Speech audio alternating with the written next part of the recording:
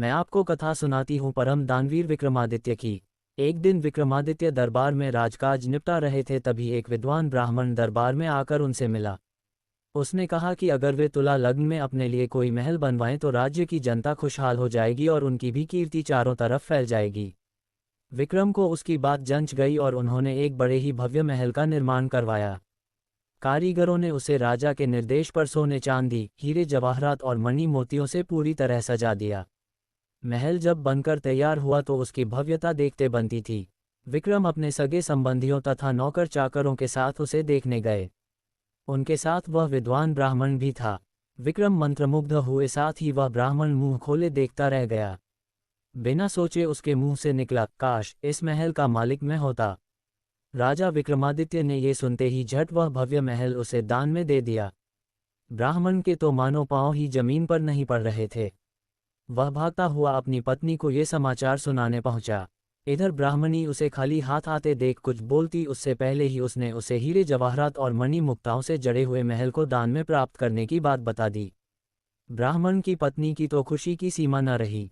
उसे एक बार भी लगा मानो उसका पति पागल हो गया और यूं ही अनाप शनाप बक रहा हूं, मगर उसके बार बार कहने पर वह उसके साथ महल देखने के लिए चलने को तैयार हो गई।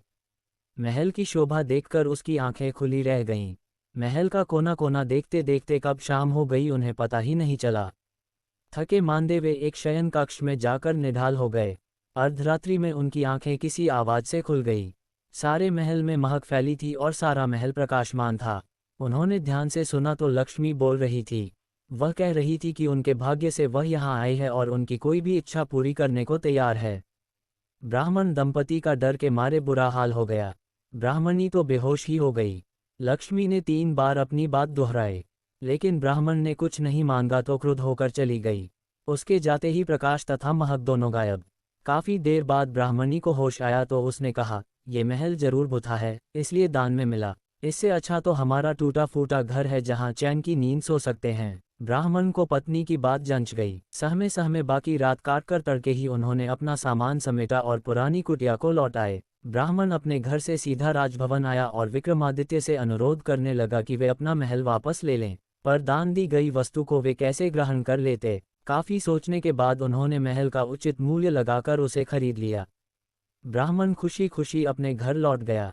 ब्राह्मण से महल खरीदने के बाद राजा विक्रमादित्य उसमें आकर रहने लगे।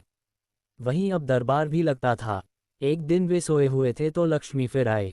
अगर आपको यह कथा अच्छी लगी हो तो वीडियो को लाइक करें और ऐसी ही कहानियों के लिए चैनल को जरूर सब्सक्राइब करें।